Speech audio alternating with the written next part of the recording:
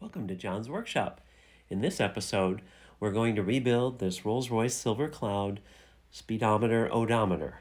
It failed during a drive and the odometer just locked up and the speedometer went crazy and broke the speedometer cable. Here's the back of the speedometer, and I'm removing the 4 screws that hold the mechanism into the case. Normally, if you took these screws out, the whole unit would fall out. But because this is all jammed up, actually this isn't jammed up, the odometer is jammed up, that's kind of holding it in here. So here are the screws. Looks like one of the lock washers is still in there.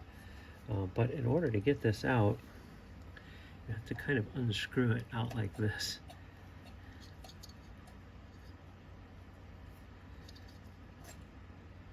Because this is jammed up here. And there you can see there's the ring, and then here's the face right here. So I'm going to sit it down on the edge of that, like that, and then you can see the part that's jammed is right here. Well, the numbers are jammed for the odometer, but then also this part right here is jammed up as well. So we're going to have to figure out how to get this unfrozen and also get the digits unfrozen. You can see they got all tangled up there and ended up breaking the speedometer cable because this got all tangled up and it wouldn't let, if you look in here, see this threaded part here, looks like threads. It's really a worm gear that mates with this gear here to turn the odometer, and that got all jammed up. The speedometer part really wasn't affected, but since we have no speedometer cable, we're not even getting the speedometer to work. So we've got to get this unfrozen here and get the numbers unfrozen as well. Inside the case, you can see a date in here. Looks like there might be some initials here as well, and then it looks like 1711, and then it looks like a 59. So this would be November 17th, 1959 that this assembly was put together, which would make sense because it is a 61, so this part would have been assembled prior to releasing the car. The next step is to take the face off, and this is where it's important to get the right screwdriver so that it fits precisely in the slot to try to minimize any kind of deformation or paint removal. And there we go. The screwdriver fits well. And then we're going to take that off, and there we go.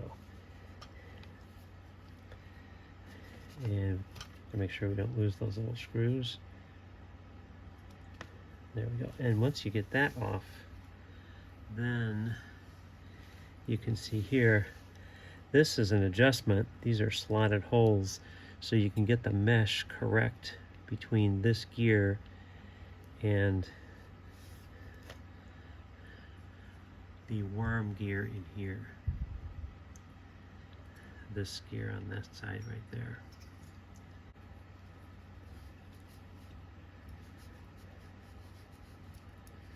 Okay, and you can see there's a multiple washer arrangement there. You've got a lock washer and then a flat washer like that.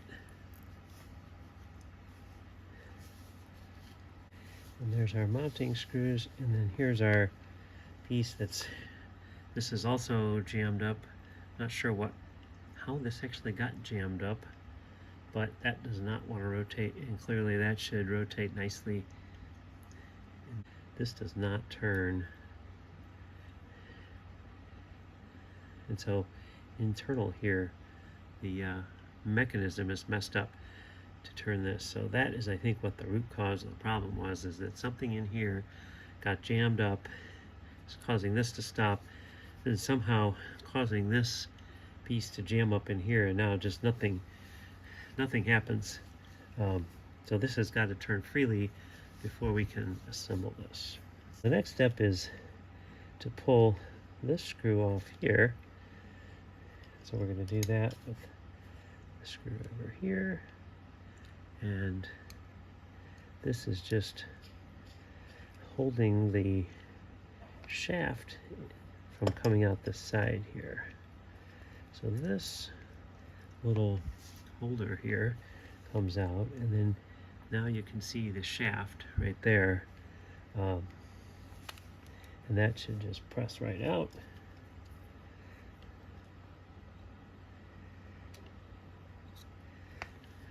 So here's the shaft right here. That comes out like that, and then this assembly, I'm going to pull this over here like this. This assembly should come right out. There we go. You can see there's a little washer, like a flex washer that was on this side here. You can also see here where those teeth, just look at the reflection there. Those teeth got, I wouldn't say messed up, but certainly worked hard right there. This is really where the problem lies, inside here. So we're gonna have to get those screws out.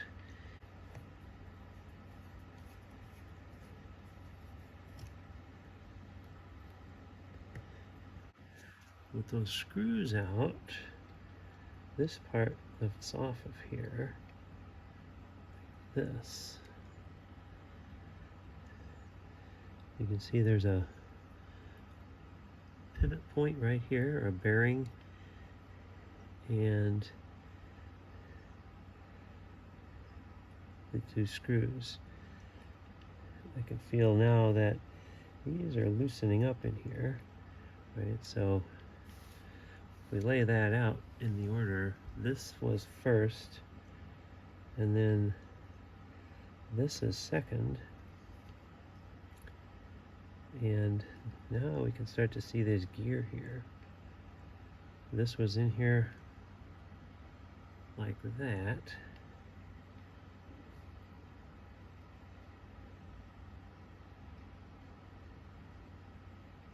And this was next. And this is next.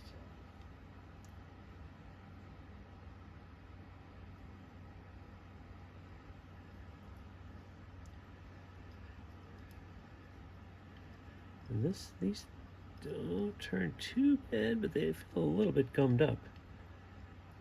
Okay, this is next, and this little guy is next, and then this, and oops, that whole shaft came out. And that guy,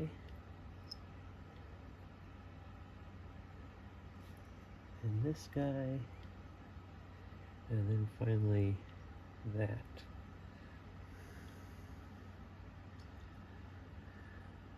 Nothing really looks bad in here.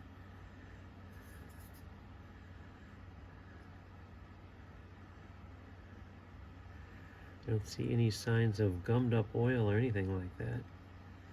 I do see some wear marks on there, but I feel no ridges or anything in there.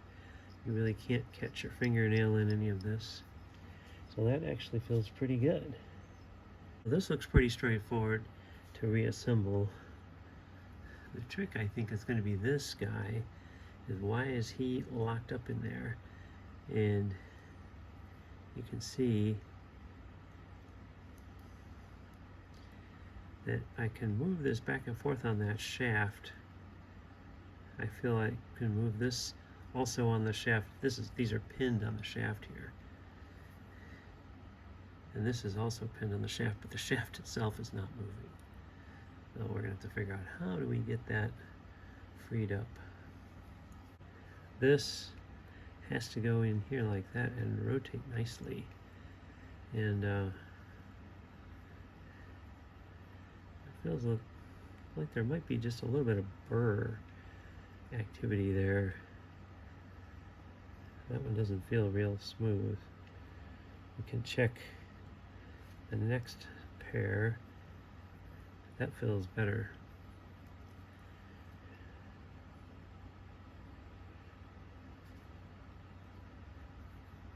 That feels pretty good too.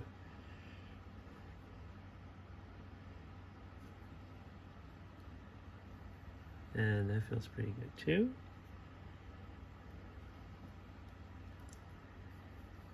Same with that. So those seem to rotate pretty well. The one that didn't rotate so well was this first one here. Kind of feel like some kind of a burr or something. Here on this ring, you can see there's a little burr right there. Point to it with the screwdriver here, right there. That I think that's creating a problem for us right there. And I don't know how that got on there, but that is definitely not good. And that has to mate into this surface here. You can see that is not perfect either. There's kind of like a rough spot right there. On the other side, there's a burr right here. You can catch the screwdriver on it. It's pretty significant. And on this one, it appears you can just use the screwdriver to kind of push the burr off. So it's looks like it's, you know, metal that's galled, but it's possible to just scrape that off of there.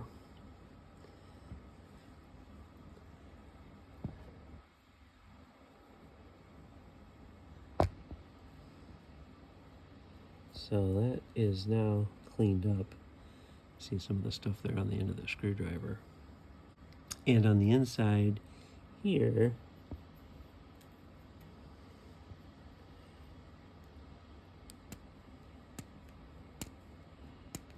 looks like the screwdriver is also taking that off, the little bit of metal galling there. Just kind of scraping that off. Got a flat plate here. This is flat. A little bit of 400 grit sandpaper there. And just gonna take that ring with the burr on there, like this, and just ever so slightly move that around. See if we can get that cleaned up.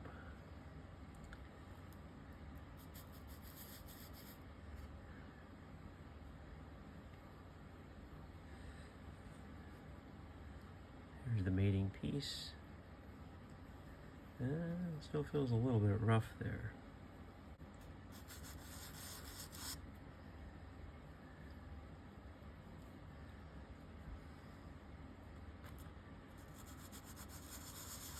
See, I'm really trying to not take any material off other than just knock down any burrs there. Well, I still feel a small degree of kind of catching in there. I'm just using a piece of this 400 grit sandpaper held on a screwdriver like that, and then just kind of rotating this here, ever so slight pressure to make sure any kind of burrs that are in there are taken out. And looks pretty good. You can kind of see a little bit of a remnant of a piece of metal that may have galled out over here, but it's not sticking up above the surface.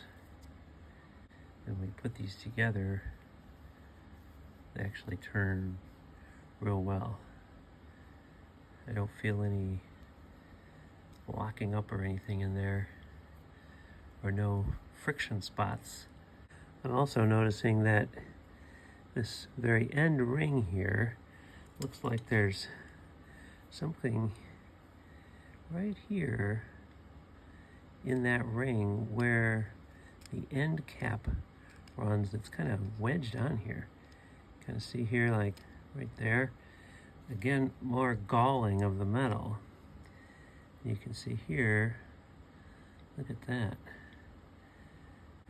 If I put this assembly all back together with just the end numbers and the little cap here, and just hold that in there, I can't even really turn this. It's locked up. So I think that really is where things got locked up, with the galling that occurred between here and here. I think that is where all of our problem was. And that the rest of these really turned pretty well. Here's a chunk right there, you can see. There it is. Just came off. That was on the bottom here. And here's the other side of that bearing. See, again, this has gotten pretty galled up here. Just trying to scrape that galled material out of there. And with the burrs cleaned out of there, I'm just squeezing that end cap on there. This turns real nicely, just the way it should. So that was definitely the cause of the problem. One of the problems we have is that this top gear is pretty mangled. This is the little gear that rotates the, the next digit ring in line. This was the first one. This is the second one. And you can see here that that first one is kind of mangled. The second one looks a lot better. So we're gonna have to figure out what to do about that. What I'm tempted to do is put this as the very highest digit, since that one really doesn't need to turn very frequently. I believe there's galling between the shaft and the bearing here. So I ended up taking either end of this off, and now I think I'm going to have to take the gear off itself, because you can see here it's really, like, it'll turn hard and then you let it go a little bit, and then like right in here it's easy, but then it's hard again over here. And the way I got these other gears off, so this worm gear here, was essentially to take a file and file this pin, the very end of this pin, and then use a small drill bit. So just a small drill bit to poke that out, basically, just enough that I could grab the other side of it. And now I'm going to have to do the same thing for this gear. So here's the part that you can file that side off. You see the other side is kind of a flat pin there. This side is actually a little bit hollow, and so they crushed that over to ensure that the pin didn't come out. So what I was doing was just filing, just like this, filing the mushroomed part of that off, so that you can drive that little pin out the other way. There you can see I've filed that off, so that you just have really just that little indentation right there left of the pin going down. It's pretty handy to have a pair of binocular magnifiers like this when you're working on this tiny stuff.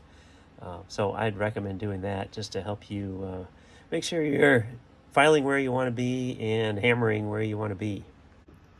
Well, the next step is, got the drill bit right here, and I'm going to give it a couple of taps here.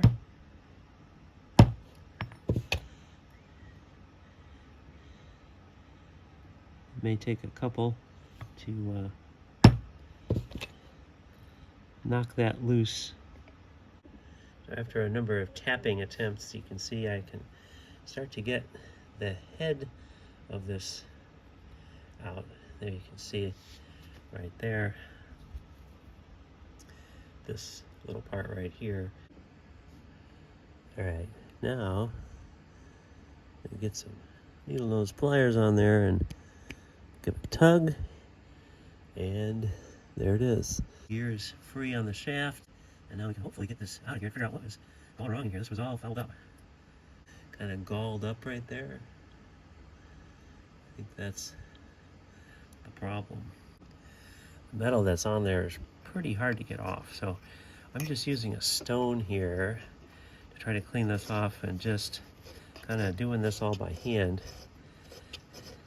like this, and working the metal, that extra metal that was on there, working that off just by kind of spinning this like this.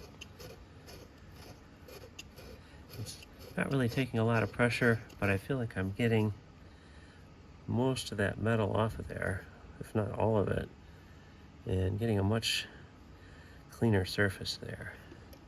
So I don't want to do this too much and make the shaft smaller, but I want to get the gold metal that's deposited on here off. So then if we put this shaft through here now,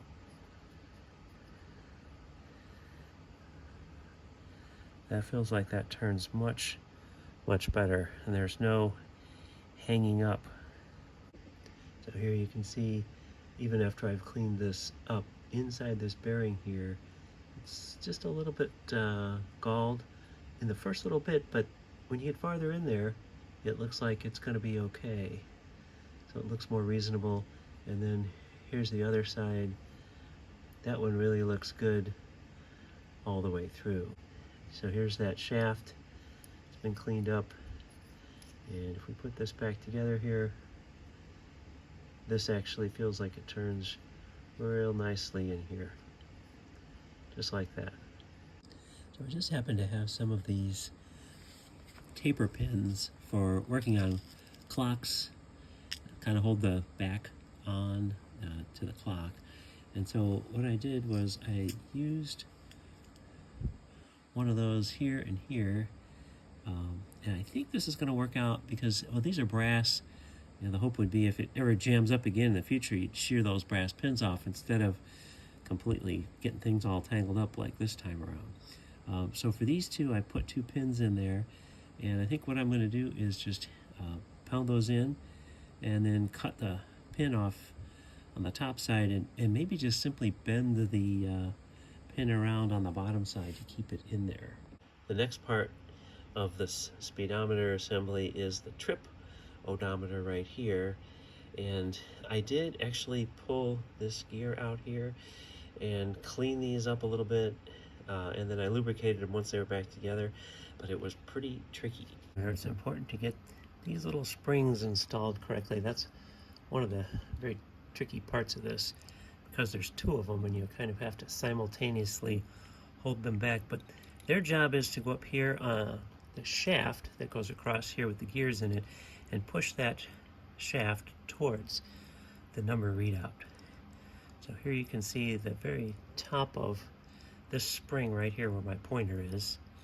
The other one's a little bit harder to see, but if I pull this back, you can see it in there where it's pushing on the shaft. So those 2 hold this shaft with the 3 gears in towards the numbers. It's pretty tricky to get that out. If you don't have to take that out, I'd recommend not doing that. I would recommend just lubricating these pivots if you're going to do this and not get into pulling them apart. And this is what I'm using. This is just a high quality clock oil that is also used for watches. So you can see an address. I was given this a long time ago by a friend who's a really good watchmaker. And so I just use this for clocks and watches, and this seems to be appropriate here. And so I've been using this to lubricate the bearings in between here, the bearings of these gears, this bearing here, and the bearing here. So this is all lubed up. The other thing I did was I used it to lubricate the pivots of the actual speedometer. So there's just a couple of places in here where I've lubricated, but one of the reasons I'm almost recommending not pulling this out, because I think if you're really going to do it right, you would take these screws out, and these set the speedometer, like the location of this cylinder, and I think to get that right it could be kind of tricky, so I thought, no, I don't want to mess around with that, so I used the back end of this, and so that was where it was a little bit harder to get it out of the backside. But essentially, when you do the zeroing of the trip odometer, you just rotate this little gear here, and you can see how this pops back like that, and then essentially it goes all the way back to 0, and then this snaps back in. And as you start driving, then this is just turning here. You can see how the gears work there, and this now turns pretty nicely. Actually, it didn't really turn that bad before, but I can tell since I've lubricated it here, it is just a little bit better. And hopefully that oil should last for quite a while. But here you can see, and then when you get to that, then you'll flip that one, just as you'd expect it to work. I got this back together, but now I know what the mileage should be, and so we're going to have to set that. It's 35,115. So I could just keep, spinning this until we get to that point, but I thought I'd take this apart and show you how to set the gears in there. The way this sits in there is this little screw right here indicates that's where the numbers are that you're going to be reading. So right now it's 34455. And I've taken the last digit in the end cap off here, and you can see the little gears that actually do the transfer from one ring to the next. You can see those there, and kind of see how that gear spins with this one like that. But really, this is the guy that's driving, that will drive that little gear. So to get to 35, what we're going to do is just going to keep pulling these rings off along with the little gear.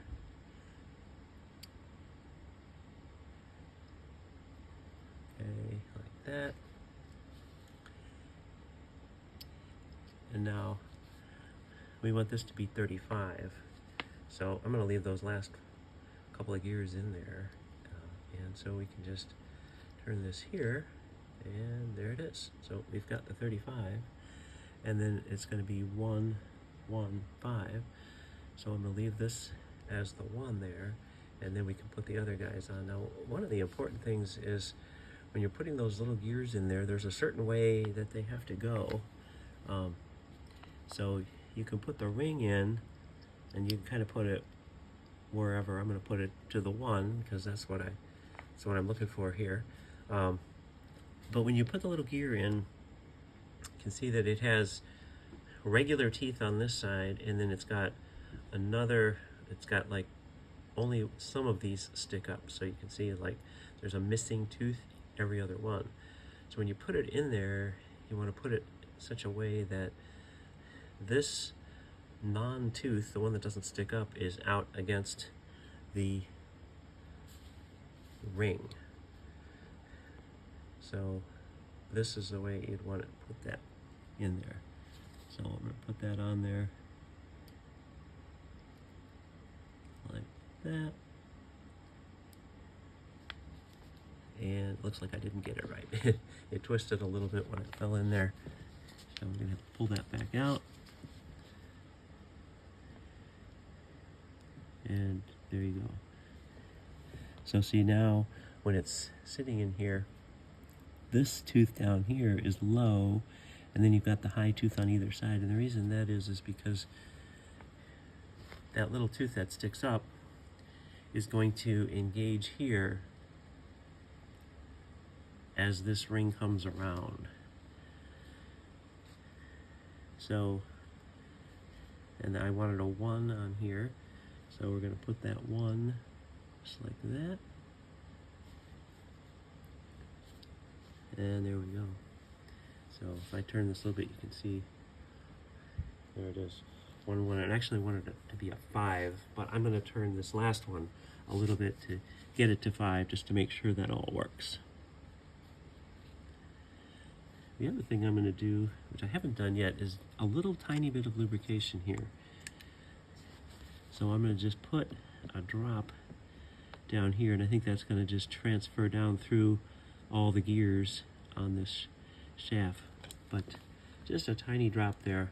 I really don't want so much that it's going to be getting in between these numbers and coming out on the digits. Now that I've got this ring on, I'm going to put the little gear that goes along with that ring. Same process. See the one with the regular teeth, all the same height, goes down, face down, and then we want to have the tall teeth on either side not touching or not facing the ring. So drop that on there.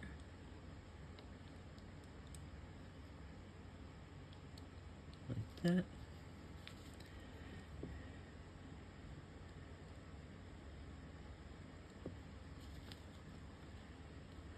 And it looks like I got that one in incorrectly. So I've got to rotate this just a little bit.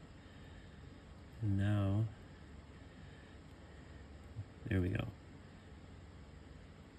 So he's sticking out like that. So this is a tall tooth, this is a tall tooth, and that is a short tooth there. Then the last step, this is kind of a little bit tricky, is to put this piece on here, and you've got to get 3 things lined up because this bearing here needs to hook on that shaft, and then these little pieces here, little ears that stick down, have to go into those holes there. The other thing I'm going to do is just put one dab of oil in this very top gear. Of course, these top gears are the ones that are going to turn more than the other gears. So just put a little bit of oil right there. And then I'm actually also going to put a little bit of oil right around here where this is going to be moving relative to the fixed bearing. So just a tiny little bit. That's the one that's going to be moving the most. And then just put this in here. Now what I found is you kind of had to fiddle around a little bit, or you could just get lucky that that's going to fall in just right. You kind of look down the screw holes there to see if you're about right or not. I found it takes a little bit of fiddling to get this to drop in there correctly. And after kind of fiddling around with this for a little while, you just got to be patient. It does finally slip into place. Just seems like it took a little while. Capture that shaft and those 2 little ears. So the next step then is, of course, to put these screws back in. So now that the screws are tightened, you can see we've got 3, 5, 1, 1, 0. We're going to make that a 5, but wanted to mention that once you do all that, if you don't have all those gears right, then what'll happen is that 1, say, for example, would be kind of halfway off. So it wouldn't be a 2, it'd be halfway in between. So if you see that, chances are you've got one of the gears off, and you got to take it back apart and change that. But now, to get it to 5, we can just rotate this like that, and 3, 5, 1, 1, 5 was what we were going for, and there it is. So there we go. One question is what happens if you go backwards? Can you actually go backwards? And the answer is yeah. So that movie Ferris Bueller's Day Off, where they were running the car backwards to take the mileage off, for this kind of an odometer, you can see that it actually does run the opposite way and the miles come off. So there was, I guess, some truth to that. So just thought that was kind of an interesting thing to pass on here. So there was this blue sort of glue that was on here, and I'm not putting any of this thread locker on the screws, this blue thread locker, but I just want to put a little dab in there to maybe help a little bit with not coming loose. Just a tiny little bit, just like that. Now we can put the odometer part back in. See, this just slides into here. Basically just picks up those teeth. Like that. Here.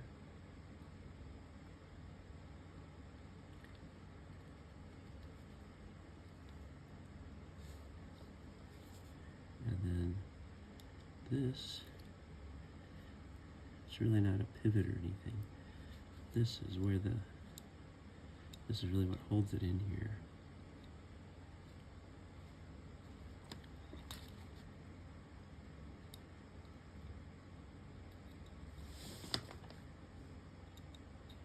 There we go. Get that started. Get that almost all the way in there. But then this washer isn't lined up. Just use a screwdriver here to push that washer to about where it should be. You can see it's not quite right. There's a little hole there. Okay. And that looks pretty good. And there's our shaft all the way in. So now we have to rotate this so that screw hole lines up there. The whole time we're doing this, trying to make sure we don't bend that needle there. Alright, and then this is the screw that lines the numbers up. Looking at the speedometer case, this little gear is the gear that turns the reset. It comes in through this other cable that goes onto the back end. This didn't really turn very well, so I just put some 3-in-1 oil in there, and it's turning real well now. So I think that one definitely needed some lubrication. I'm also using a toothbrush to clean this worm gear.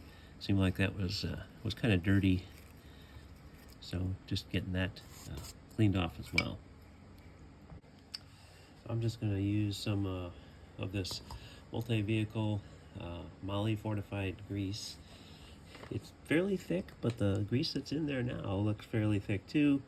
So I'm just going to essentially just pack the bearing just like you would a wheel bearing with this grease, just like this.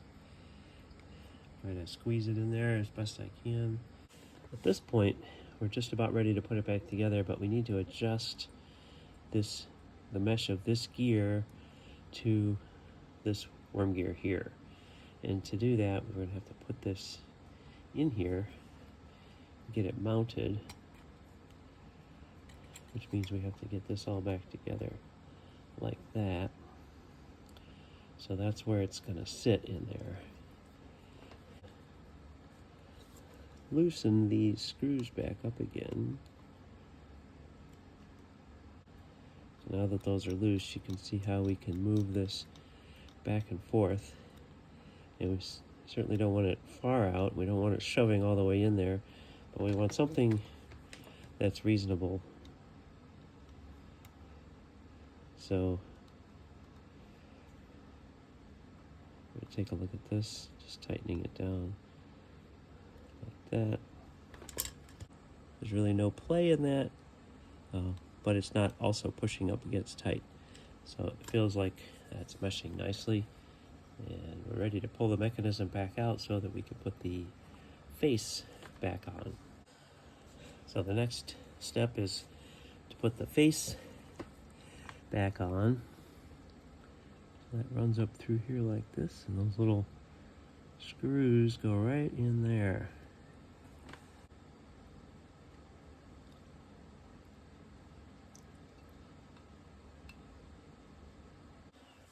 Now that that's back on, you can see just a little spot right here.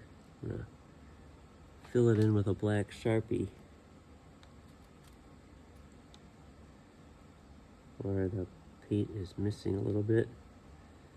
We'll make it a little bit less obvious. Same with over here.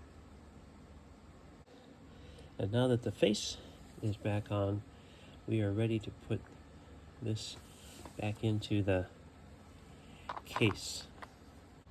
Alright, to get it up to the right mileage, I'm just going to use this. It's actually a square bit, and it fits right into the drive here. Let's see how this works.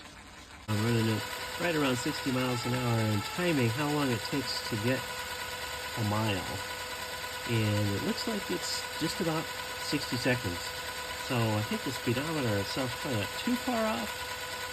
That remains to be seen. We'll put it in the car and see how we do here. This is ready to go back in the car, except we have to fix the speedometer cable, but otherwise it's ready to go. And hope you found this helpful. Thank you for watching.